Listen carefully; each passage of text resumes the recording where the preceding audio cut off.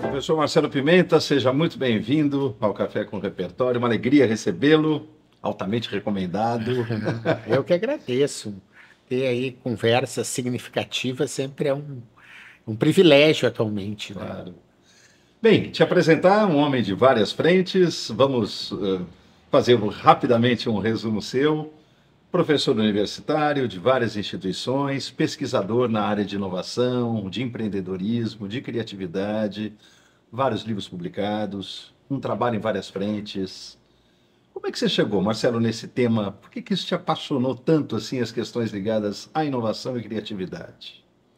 Muito obrigado aí pela pergunta. Eu me descobri como jornalista, formado em comunicação social. E essa já foi uma escolha um pouco, digamos, atípica. Eu sou natural de Santa Maria, no Rio Grande do Sul. Eu sempre tive boas notas, sempre fui curioso, sempre fui querendo entender por que as coisas eram daquela maneira. E lá em Santa Maria, como era a cidade em que tinha a primeira universidade federal fora de capital, as pessoas davam um valor muito grande e os bons alunos, como eu, faziam medicina. E então eu ia fazer medicina, me criei dizendo, tu vai ser médico. Eu achava legal. Mas por algum motivo, naquele ano que eu tinha que fazer inscrição, eu acabei fazendo inscrição para comunicação social. E você vê que ali foi um terreno muito fértil. Eu comecei logo a ter um estágio na rádio da universidade. Em um ano de aula, eu tinha um programa chamado Revista da Semana no rádio. Depois eu comecei a trabalhar na mídia impressa, fazendo assessoria de imprensa e editando jornais. E no final já da universidade, eu passei uma espécie de concurso que se chamava Caras Novas, que era um programa de trainee da RBS, e aí eu me formei em televisão. Então eu tive a oportunidade, durante a minha faculdade, de conhecer todas as mídias e de botar a mão na massa mesmo. E na RBS, que daí me contratou ao final da minha formação como cara nova, eu fui para Porto Alegre e um dos primeiros assuntos que eu tive que tratar dentro da minha pauta lá foi da internet. E eu tive a oportunidade em 94. Você vê que a internet comercial no Brasil é de 96 e eu em 94 já exercia essa curiosidade de já tinha rádio, já tinha TV, já tinha impresso e agora a internet. E isso foi ao longo da vida toda. Na faculdade que eu comecei a dar aula, que é a UBRA, Universidade Luterana do Brasil, formei já cursos bem no início de carreira, eu era o professor mais novo da faculdade. E depois, quando entrei na SPM, também até hoje já criei cerca de 10 cursos trazendo temas precursores para a SPM, como e-commerce, como gestão de mídias sociais, como o primeiro laboratório de startups, e atualmente criei o primeiro curso de inteligência artificial e criatividade. Então, essa curiosidade sempre fez parte da minha vida e eu fico muito agradecido de estar tendo essa experiência na Terra atualmente, de estar vendo tantas coisas acontecendo ao mesmo tempo e poder aproveitá-las. Claro, Marcelo, interessante isso que você traz. E é uma primeira pergunta já para fazer. O mundo dos negócios hoje, né, Marcelo, tem um novo vocabulário, né? Inovação, disrupção, startup, ecossistemas criativos, e a gente pode ficar até o fim do ano aqui levantando essa nova nomenclatura que rege o mundo dos negócios. Quer dizer, mas colocando na perspectiva de um professor, não de um homem de negócio só, mas para onde isso tudo nos aponta? Há, de fato, muitas novidades acontecendo em termos de mercado, de sociedade, em várias frentes, Marcelo? Sim. Se você olhar, por exemplo, startups é um termo que, se você olhar na história da humanidade, ele é super recente, mas ele é um termo que já vem sendo um pouco ofuscado por outros termos, como a inteligência artificial generativa, que era um termo que até um ano atrás praticamente não se falava, só falava assim inteligência artificial, e hoje ela está na boca de todo mundo. É o ChatGPT, é o DALL-E, né? São novas formas de criatividade aumentada, como a gente chama, que são termos que a gente não tinha. E isso é muito típico desse período que a gente está tendo a oportunidade de viver aqui na Terra, que tem a ver com a aceleração da tecnologia, com o avanço das telecomunicações. Então, você, como eu, viu tudo isso acontecer. Quer dizer, eu lembro quando, pela primeira vez, as bolsas de valores estavam integradas. Era uma coisa... Hoje, você compra do celular ações em qualquer bolsa do mundo. Né? Então, essas mudanças tecnológicas, o que é o poder do celular, né? O que é o poder de a gente estar criando um programa aqui que está sendo veiculado e que não precisa de concessão. Claro. Você tem a possibilidade de ser um emissor do conhecimento e não só um receptor. Então, os novos modelos de negócio, influencer, você pode ganhar milhões que um cientista que tem doutorado, às vezes, nunca vai conseguir. Então, são muitas dessas mudanças que fazem com que a gente esteja num período de plena ebulição. Aonde vai chegar, você pode até ter pistas, mas o que eu acredito que é mais importante é você estar preparado para viver o hoje de uma forma intensa, porque senão você vai se frustrar, porque o futuro provavelmente não vai ser do jeito que a gente imagina. Você toca numa questão muito interessante, aliás, em várias questões interessantes. Você fala assim, é preciso estar preparado para esse hoje. Marcelo, nessas novas realidades que começam a dizer, o que é um preparo para isso, na verdade? Né? E nessas frentes que a gente sabe dos hard skills, dos soft skills, ou talvez de outros skills que nem estejam sendo pautados nesse momento. Mas o que é o preparo para esse mundo bunny, acelerado, de disrupções? Enfim, o que seria um preparo para esse universo que se coloca? Olha, Jair, é tão complexo essa pergunta hoje, né? Porque eu não vou falar do óbvio, não vou falar de que você precisa saber inglês. O que você sabe, precisa aprender sobre inteligência artificial, porque ela é nova internet, vamos dizer assim, né? Assim como lá em 1990, as pessoas, ou 2000, a pessoa perguntava, será que eu preciso aprender a internet? Né? Que era uma pergunta né? Não tem como ficar de fora. A inteligência artificial é a mesma coisa. Né? Então, eu não vou falar dessas obviedades, vamos dizer assim, que eu acredito que o teu público já conheça. O que eu, pegando o suco de tudo isso, tentando espremer e ver exatamente o que fica de diferente, é a possibilidade de você desenvolver essa mentalidade de se adaptar à mudança, tendo um olhar positivo para ela, entendendo aquilo que o Heráclito lá atrás dizia, que a gente não se banhava 2 vezes no mesmo rio, porque você não é o mesmo, nem o rio é o mesmo. Isso é assim, não é o rio, é o caminho de casa que não é o mesmo, é o aluno que não é o mesmo, é a tua relação em casa com a família que não é a mesma, a tua relação com a comida que não é a mesma, a tua relação com o celular que não é a mesma, e tudo isso está mudando tão rapidamente. Então, se você olhar esse olhar da mudança, e aí eu trago o elemento do autoconhecimento, da paz, do silêncio, de você poder ficar um pouco longe das telas e não ficar enlouquecido com relação a isso. De você entender que, às vezes, a reunião que você queria, que antecipou e a outra mudou, isso não vai, no todo, mudar o seu universo, e você deixar que aquilo que é externo a você interfira. Me parece que essa capacidade é a mais importante da atualidade, de você não se deixar levar pelo que é externo a você. Interessante, Marcelo, isso. Autoconhecimento, paz e silêncio. Alimentação, sono, exercício físico, vigiar seus pensamentos. Então, essas são, na verdade, a diferença, porque senão você entra numa história, o cara me fechou no trânsito, e você entrar nisso, porque não pode, porque olha só, nós vivemos num mundo civilizado, está errado, eu vou lá discutir contigo. Cara, o cara te fechou no trânsito, sei lá, caiu o celular dele, ele sabe? A mãe dele está no hospital, ele está aprendendo a dirigir. Ele é um babaca. Eu digo, daí você vai estragar o seu dia, porque né? Você reclamar. Né? De novo a história, se você pegar aí no que eu falei, da mudança.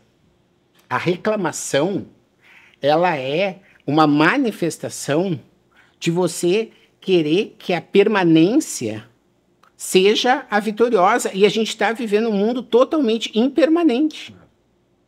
Por que a pessoa reclama? Porque ela não é do jeito que ela imaginou. Não se reconhece mais naquilo que ela conheceu, né? Excelente, excelente, E aí Marcelo. você precisa ter... Então, eu acredito que o sumo é isso. Depois, hard skills, soft skills, né? Você pode ir lá no meu blog, eu tenho posts que digam as habilidades né, que são essenciais, mas eu acredito que nesse bate-papo, para a gente trazer um elemento mais novo, mais rico, seria essa a grande capacidade, e que eu não, em nenhum momento aqui afirmei que é fácil. Claro. É um exercício diário. Marcelo, você diria, assim, a questão, então, a mudança, esse novo mundo, que uma das formas da gente poder nomeá-lo, o mundo Bunny, é uma questão apenas, desculpa, mas é uma questão só de aceleração, na verdade? Quer dizer, o que muda é o padrão de velocidade ou há qualidades que são alteradas? É um monte de coisa. A velocidade é só como bate no... É só porque... Mas é um monte de outros elementos, fazendo essa metáfora do liquidificador, não é mais como... Né, quando eu era criança, fazia vitamina de abacate, leite, às vezes leite condensado. Hoje você bota gelo, você bota whey, você bota banana, você bota granola, você bota aveia, né? Você tem já um outro liquidificador que é elétrico, que é... Né? Eu queria falar sobre o mundo Bunny. Você sabe que eu tive a alegria de ser o primeiro autor brasileiro que eu tenho conhecimento de ter escrito sobre o mundo Bunny ainda no final de 2020, olha só, o Mundo VUCA e o Mundo Bunny. Mundo VUCA, né? Como nós estamos falando de um livro, um dos livros seus, Economia da Paixão. É, meu bebê. Né? Que acabei de ser presenteado, muito obrigado. Então não é só uma questão de aceleração. Não, é o mundo Bunny mesmo, né? É frágil, a pessoa é ansiosa, ela é não linear, ela é incompreensível e ela é todos aqueles elementos do VUCA. Ela é volátil, é incerto, é complexo e é ambíguo. E é muitos outros nomes que a gente pode estar citando que são mais recentes e que mostram essa realmente impermanência. Eu acredito que é uma palavra importante nesse momento, porque se você olhar, e qualquer um que está nos assistindo, e refletir, tipo, a última semana, veja a quantidade de coisas que mudou, que você ia almoçar e não foi, que ia viajar e não foi, contrato que ia fechar e não voltou, e contrato que você não sabia que tinha e começou, e era projeto... É porque é assim. Só que o que acontece, a grande maioria dos profissionais, e pelo menos que eu vejo na escola, e como palestrante, como uma pessoa que sou convidado para momentos como este, troca de ideias, é uma resistência muito grande frente a tudo. E é uma necessidade de querer controlar, ao contrário de você poder estar em equilíbrio com você mesmo e entender o flow, entender o fluxo. Claro. E aí você vai adaptando, né? Vai flexibilizando. A gente não falou em resiliência, não falou em flexibilidade, não falou em adaptabilidade, que são todos elementos que fazem parte daquela visão, né, que tem a ver com a paz, com o silêncio, né, com o que você, como você come, né? Você está comendo, você sabe que ali é um momento de nutrição, de restabelecimento das suas capacidades, ou você está comendo que está na hora e obrigação, você tem uma próxima reunião e você precisa já aproveitar para ficar vendo as mensagens e fazer reunião de negócios para... né? Otimizar tudo, né? Transformar tudo numa lógica produtiva. Mas, Marcelo, você é um pesquisador da questão da inteligência artificial, tem criado cursos... nas faculdades que você atua, nessa área, ligando a questão da criatividade, da inovação com inteligência artificial. Já vou te pedir desculpas pela pergunta muito básica, assim, para você, mas há sempre uma certa fobia, um certo medo, assim. A inteligência artificial vai nos substituir e tirar a necessidade da gente ter repertório? Não, de nenhuma forma, não, de nenhuma forma. O que vai acontecer com a inteligência artificial, na minha opinião, e que já vem acontecendo, é você poder entregar a todos uma certa mediocridade, entendendo que isso é a média. A média, é isso. Não como xingamento, mas no sentido original da Exato, palavra, exatamente. né? Não como se... O mediano. Então, né? assim, do tipo, às vezes uma pessoa que tem um texto muito rebuscado e que poderia ser muito bom, se pedir para o ChatGPT, por exemplo, revisar, tu vai ver que ele talvez não pegue algumas nuances e deixe ele um pouco mais mediano, né? Então, na história da mediocridade, traz para baixo, vamos dizer assim. Mas você pegar aquela pessoa que não tem essa habilidade com as palavras e que souber fazer um comando ali, um prompt, para que ele revise, ele vai também sair do nível mais básico e também chegar na mediocridade. Então, o que vai acontecer, de certa maneira, é essa democratização da mediocridade. Tá.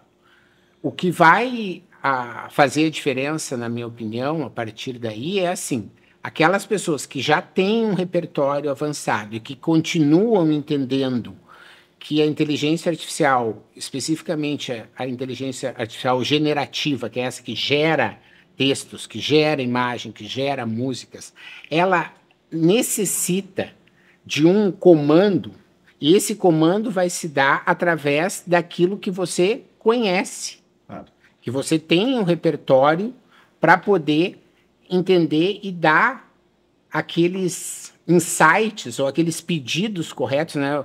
Vem se falando muito de saber perguntar. Tem a ver com isso. Não é só saber perguntar, mas saber comandar, saber dar as palavras adequadas.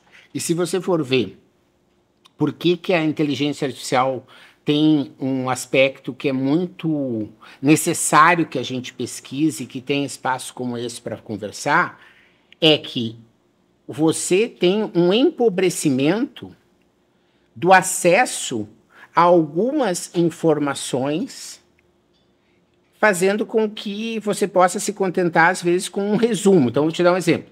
O Tempo e o Vento.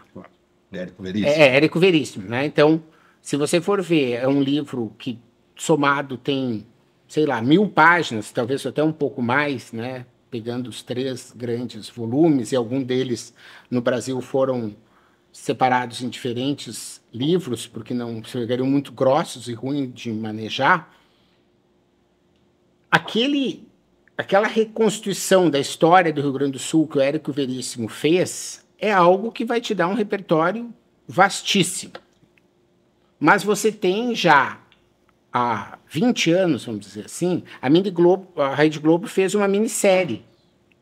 Então, você já teve uma possibilidade de um atalho para aqueles que não queriam ler as 1000 páginas, eles ficariam na frente da tela 4 ou 5 horas, que é uma minissérie, e eles já teriam um pouco daquele conhecimento.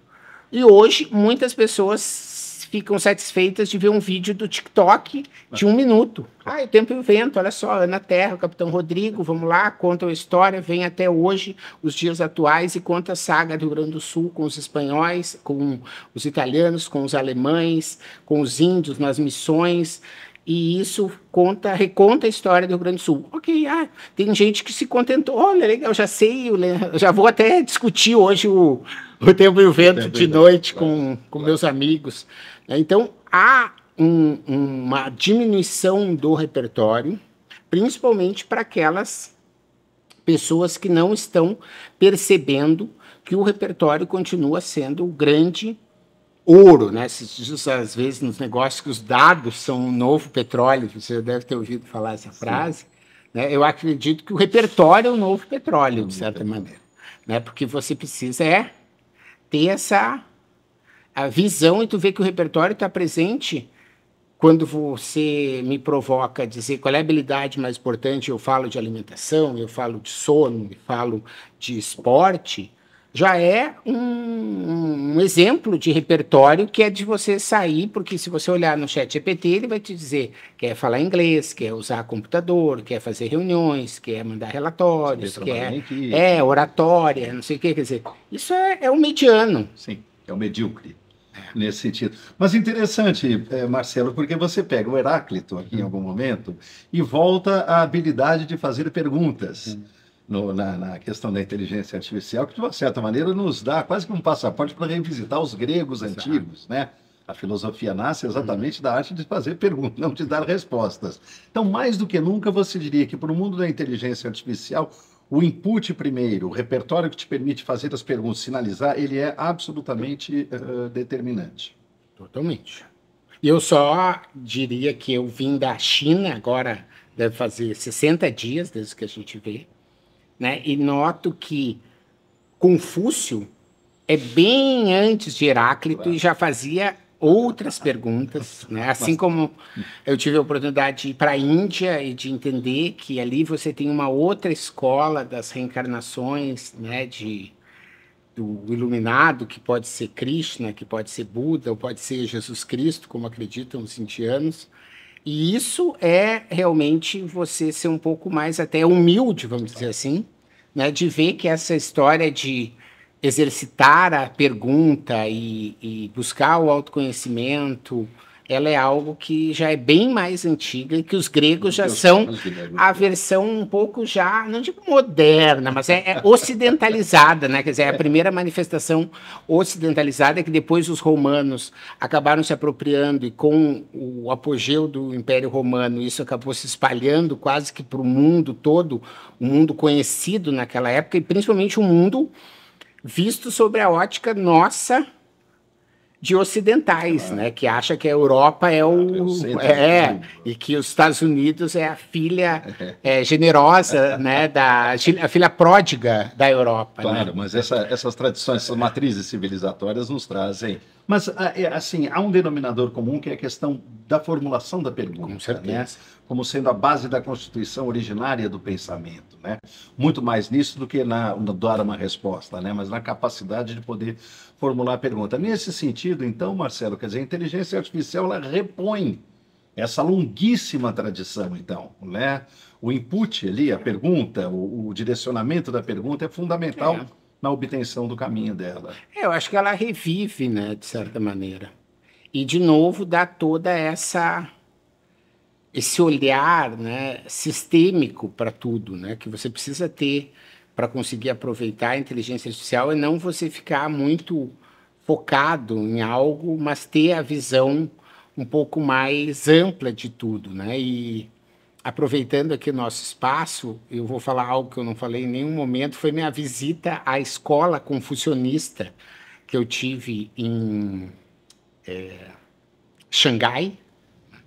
E lá você vê a possibilidade, desculpe, foi em Pequim, que eu fui na escola confucionista de Pequim, e que você vê, né, a importância deles lá em ensinar não só a fazer perguntas, mas a conseguir tratar dessas questões mais da terra, da matemática, da química, da filosofia, como disciplinas integradas, né? Porque isso faz com que a magia, vamos dizer assim, aconteça, e não apenas um olhar muito específico, né? Claro que isso, como você bem falou, foi, de certa maneira, recuperado, né, quando o Filipe o Grande, né, chama Aristóteles para ser a pessoa que vai cuidar do Alexandre o Grande para ensiná-lo, né?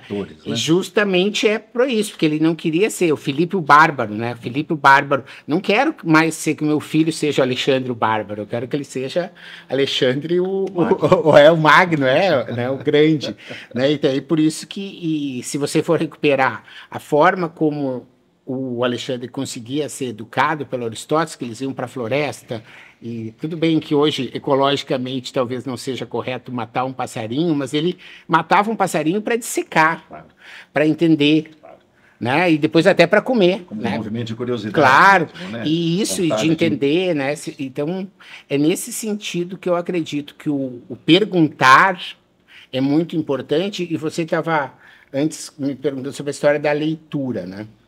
É a próxima pergunta que eu ia te fazer, quer dizer, de uma brincadeira. A inteligência artificial rompe a nossa necessidade com a leitura? Não, de nenhuma maneira, mas eu te confesso assim, eu não sei se você também, eu confesso que eu, né, que sou um leitor voraz, venho tendo cada vez mais dificuldade de ter atenção na leitura, porque você começa a ser treinado por essa história de shorts e reels e uma imagem e legenda e vai para cima. E eu noto assim que hoje num romance eu fico aí ontem mesmo, né, era domingo, eu estava lendo A Ponte dos Judeus, né, um romance sobre a Espanha lá do ano 1000. E era um livro que ontem eu fiquei pensando, tipo, antes eu lia 80 páginas, hoje eu leio 20, 30 e preciso pelo menos tomar um ar, levantar, né? Porque já o meu pensamento começa a vagar sobre outras coisas e eu já não consigo.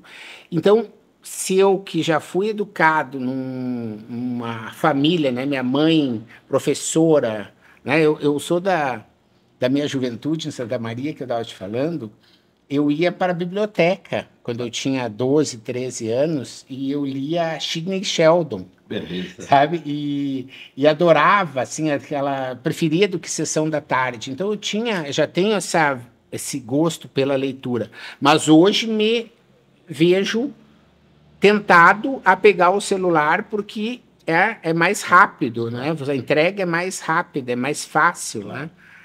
Então, quando a gente vê que as crianças que não tiveram essa experiência que eu tive de entender o poder da leitura na nossa vida, e elas já usufruem do benefício, né, da informação rápida e pronta e mastigada e sistematizada no celular, eu acredito que a gente vai ter aí uma diminuição do repertório de uma forma geral, e que os empregos, vamos dizer assim, o futuro vai ser muito mais ainda dominado por aquelas pessoas que têm o repertório, que vão comandar aquelas pessoas que estão, né, com os dedos ali muito ocupados, né, com as teclas, e não vão conseguir ter essa visão um pouco mais ampla. Interessante.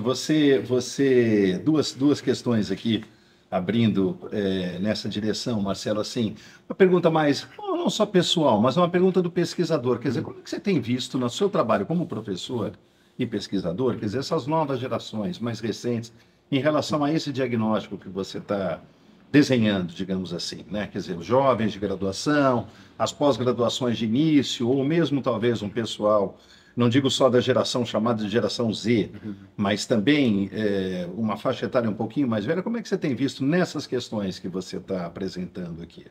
Porque tem uma coisa que engata, né, nisso, Marcelo, assim, levantando a bola para você. O mundo Bunny, o desenho do mundo é um desenho cada vez maior, de maior complexidade. E a gente precisa de pensamento complexo para entendê-lo, né? Quer dizer, a redução do pensamento a modelos de pensamento de TikTok, de 30 segundos para ver uma notícia, ele também não dá conta das múltiplas questões envolvidas em qualquer ação humana hoje em dia. Então fica quase que não a sua fala, eu digo que não é isso, mas do ponto de vista daquilo que se coloca, quase que um paradoxo, uma exigência de entendimento de complexidade, de pensar a complexidade, e de outro lado, uma certa direção indo numa redução de tempos, de conteúdos, de rapidez, de agilidade de informação, etc. Então, como é que você tem visto os novos estudantes nessa questão? E dois, como é que a gente pode buscar, não uma solução para isso, mas colocar um parâmetro dessa equação, né? Um mundo mais complexo, precisando de informações mais complexas para dar conta dele. Olha, Jair, a gente tem algumas questões aí para falar para você. Eu vou responder primeiro a sua pergunta bem objetivamente sobre essa história das gerações, né? Eu tenho um grande amigo que é o Dado Schneider, que é nosso colega palestrante, que ele é bastante estudioso dessa fase das gerações, e eu acompanho o trabalho dele, também venho pesquisando, mas eu sempre venho olhando esses movimentos das gerações com uma certa dose de incredulidade, vamos dizer assim, no sentido de que existem muitos tipos de humanos dentro de uma mesma geração. Perfeito. Então, por isso eu te respondo que, por exemplo, eu tenho alunos que são maravilhosos hoje, que chegam com um repertório incrível, uma vontade de aprender, um histórico que, assim, tipo, meu Deus, você já morou fora, sabe? Você já teve essa experiência. E uma Você já curiosidade, teve, né, Marcelo? Uma e curiosidade. uma vontade de aprender que é incrível, assim, que me reenergiza, inclusive é uma das coisas que me faz continuar em sala de aula, é que esse contato com essa turma me reenergiza. Mas você tem também pessoas que estão, e daí eu acredito que o dado Schneider e outras pessoas têm razão quando mostram que cresce o número de pessoas que buscam atalhos. Então, para te ter uma ideia, hoje de manhã eu acordei bem cedo para corrigir provas, porque a minha atividade cerebral no início da manhã ela é a melhor, eu já descobri. Então eu pego esses horários para fazer questões nobres, como avaliar uma prova que a pessoa dissertativa fez para mim. Hoje de manhã eu devo ter perdido uns 20 minutos numa, porque a inteligência artificial do sistema que eu recebo as provas detectou 90% de similaridade entre duas provas. E eu não podia dizer, olha, vocês copiaram a prova um do outro, só porque eu vi aqui. Então, isso me fez... Por que eu perdi um tempo? Porque eu tive que baixar as duas provas, ir para um outro local que tinha 2 monitores para poder olhar e realmente comprovar que as pessoas tinham copiado a mesma prova num curso de pós-graduação que paga R$3.000 por mês para a pessoa copiar a prova. Mas, de novo, eu só não concordo e não assino embaixo que isso não existia há 10, a 20, 30 ou 50 anos atrás, porque eu acredito que também existia. Por isso que eu não gosto de generalizar muito as gerações, mas eu vejo, sim, um aumento de profissionais que querem atalhos, né, e eu vejo isso não só na escola, eu vejo na minha família, vejo nos meus amigos, nos filhos dos meus amigos. Né? Esses dias eu estava conversando com uma menina que também tem seus 25, 26 anos, e ela dizendo, tu trabalha com negócio, né? Pois é, eu estou querendo mudar de emprego. Daí eu fiquei perguntando aquelas coisas que você pergunta do emprego, mas é legal, você está aprendendo, você tem espaço para crescer, tudo ela estava adorando. Né? Para você ter uma ideia, é uma pessoa que fala com a China todos os dias, com os Estados Unidos, fazendo negócios, assim, está indo bem, mas eu quero sair. Por quê? Porque ela tem que ir no escritório uma vez por semana, e ela não quer mais. Eu disse, mas tu acha que se você está feliz com o seu chefe, que as pessoas, né, hoje as pesquisas mostram que a maior causa de pedido de demissão, as pessoas se demitem dos seus chefes, do superior imediato. Você gosta do superior imediato, você gosta do que você faz, você está tendo uma carreira bacana, você está recebendo adequadamente. Você acha que uma vez por semana você ir no escritório para dar uma olhada lá como é que estão as coisas? Não quero, não preciso. Quero trabalhar em casa sempre. Então, você vê que, às vezes, né, eu não estou aqui para julgar nada, mas para quem... E aí eu estou no mercado de trabalho, sei lá, 30 e poucos anos, e sempre a gente teve que ir no escritório todos os dias. E hoje, aceitar que existe uma mudança, mas que você uma vez por semana, uma vez a cada 15 dias, tenha que ir lá, me parece uma coisa totalmente, no meu ponto de vista, aceitável. Mas tem gente que não está aceitando. Então, essa é a questão aí dos novos estudantes. Então, vou deixar por aí para você fazer alguma outra pergunta. A outra pergunta é isso, essa questão. O mundo O mundo bunny é um mundo que a complexidade é um dos acrônimos, é uma das letras que compõem esse acrônimo. Ah, legal, é exatamente. E, de outro lado, a gente tem, claramente, se vê, às vezes, uma redução, os atalhos, como você está chamando. E os atalhos não nos permitem mesmo dar conta dessa complexidade, nem como formação, nem como compreensão de mundo, o que dirá para você poder atuar nele.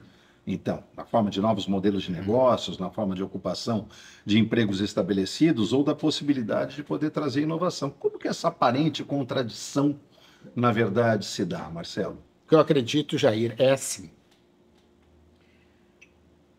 Você entender como se portar diante da complexidade é algo fundamental para quem quer ter uma vida plena.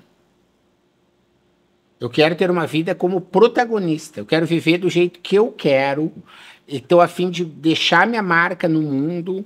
Quero viver do jeito que eu acho que tem que viver, com uma casa do jeito que é, se eu tenho cachorro, gato ou não, se eu estou casado ou não, se eu tenho horta ou não, se eu como orgânico ou não, se eu como carne ou não, se eu trabalho para uma indústria que tem agrotóxico ou não, se eu compro num banco que discrimina as pessoas ou não. Tudo isso eu acho totalmente válido, e para a pessoa que quer ser respeitada por essas escolhas, ela precisa saber como se portar e como, vou usar a palavra aqui, vencer, no sentido de não só de ter sucesso, mas de não enlouquecer, né? Não aparecer, não ficar no manicômio ou reclamando, como a gente falou. A pessoa precisa estar se entendendo desse mundo complexo. Mas, se eu quero fazer parte da manada e ver, faz mu, vamos para lá, mu, vamos para cá, se portar diante da complexidade é super simples, que você segue a manada, e era isso. Então, acho que a complexidade vai ser importante para as pessoas que estão nos ouvindo aqui, porque senão as pessoas já tinham visto um outro conteúdo, né, que já era mais rápido, tinha dancinha, tinha uma piadinha, e a pessoa não estaria até aqui. Mas se a pessoa está até aqui, legal, você está no lugar certo, porque você está entendendo um modo de pensar que não é o único, mas que vai trazer talvez algumas contribuições para você compreender essa complexidade. Se colocando, se possível, como um protagonista dela. Com certeza, porque a pessoa está aqui, entre aspas, dedicando o tempo dela por um conteúdo mais denso. Por um conteúdo mais denso, que ela está querendo ver como ela pode estar usando, eu acredito, assim, a seu favor, e não no sentido egoísta, mas no sentido de, né, como eu acho que foi o Carlos Drummond de Andrade, ou alguém que ele parafraseou, que diz assim: as pedras que encontrar no meu caminho, vou fazer um castelo. Né? Então, se não é o autor, né, é um tipo de sabedoria que quase virou popular. Eu acredito que quem está até aqui é porque entende que essa complexidade da inteligência artificial, da nova geração, das questões geracionais que estão bem colocadas. Hoje você tem, num ambiente de trabalho, num ambiente familiar, quase 5 gerações que precisam aprender a conviver, e a pessoa que estava acostumada a comer a massa da nona tem que aceitar que a pessoa vai pedir do iFood. Quem pedir do iFood tem que aceitar que a pessoa, às vezes, resolveu fazer um macarrão, que ela foi comprar a farinha, que ela resolveu fazer o recheio à mão, do jeito antigo, e que isso são complementaridades de repertórios. E isso, às vezes, não entende. Você tem uma certa falta de paciência, às vezes, de querer entender essa complexidade e que entender que o mundo é um prisma, né? Porque, às vezes, existe esse olhar de achar, é o lado A ou é o lado B? Não, cara, essa aí já começou... Já é um binômio antigo. Já, exatamente, né? Entendeu? Porque hoje você tem muitas facetas dessa história da refeição. Porque, às vezes, o cara que faz e que gosta de fazer um aioline à mão, feito, etc., ele tem um compromisso mais tarde que ele precisa comer no buffet aquilo, que ele precisa pedir no iFood, assim como aquele que sabe que poderia estar sendo um momento de convivência com o neto, você repassar a receita que você passou da sua avó para contar histórias, porque isso pode ser repertório para ele no futuro, para ele dar uma entrevista, de ele dizer... Conexão, né? Entende? E aí a pessoa dizer, não, vamos ficar na cama mais tarde, depois às 11h30 a gente pede o iFood. Claro. Né? Então, é você ter esse equilíbrio. Marcelo, negócios, modelos de negócios, inteligência artificial, esse desenho desse novo mundo, as complexidades, um especialista nesse tema. Falávamos disso aqui em off há pouco tempo. Inovação, uma palavra também que faz parte desse vocabulário, ela não é só estar atento às novidades, né? É, sobretudo, você desenvolver uma mentalidade para se colocar no mundo. Como é que é isso exatamente, Marcelo? Não como é que é isso na fórmula, mas o que é pensar em inovação para além do fetiche do novo? Né? Colocava muito, enfim, em aula durante muito tempo, fazia questão de colocar para os estudantes a diferença muito importante entre o novo e a novidade. Dizia para eles, são coisas distintas, são qualidades distintas. E a inovação, por vezes, mais importante ainda, quer dizer, o que é a mentalidade de inovação? O que é essa mentalidade voltada para a inovação?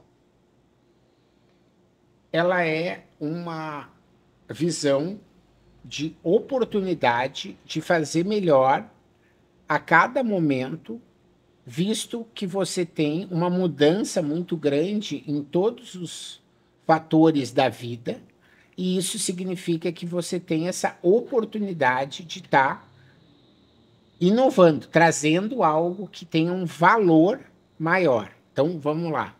Nós estamos falando ali do senhorzinho, das senhorzinhas que ensina a fazer massa com a mão, uma maneira antiga. Artesanal. Legal, ótimo. Você não ficaria interessado, às vezes, num domingo você não estaria sem fazer nada de alguém te contar? Legal.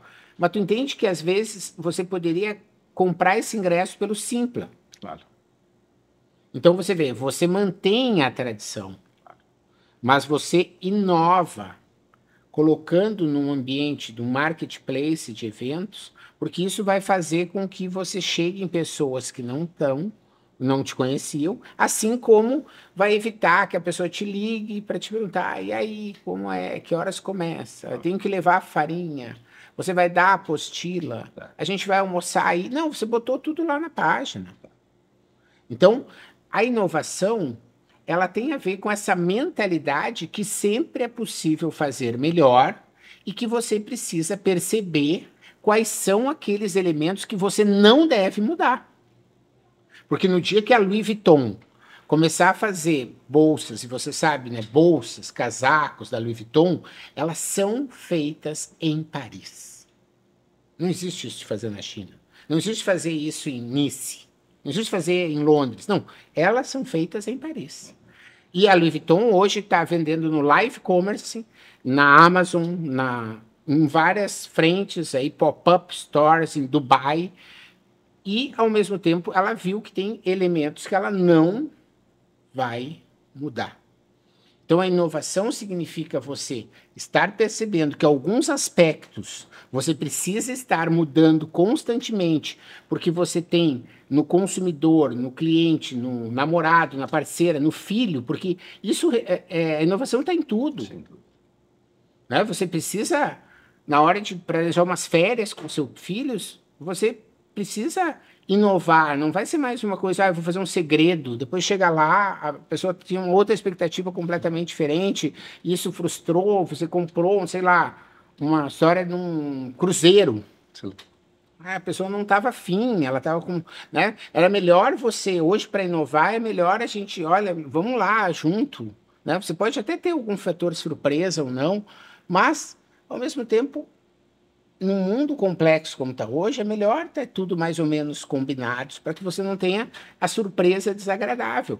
Tanto é que esse é o jeito de inovar hoje das empresas. Nenhuma empresa hoje lança um produto Ah, eu vou lançar esse copo aqui, e é o seguinte, esse aqui é o meu copo, que é o lançamento, eu vou fazer 1 milhão desses copos, achando que esse copo vai arrasar agora na coleção. Não, isso não existe mais, não se pode mais inovar assim. Isso era no passado.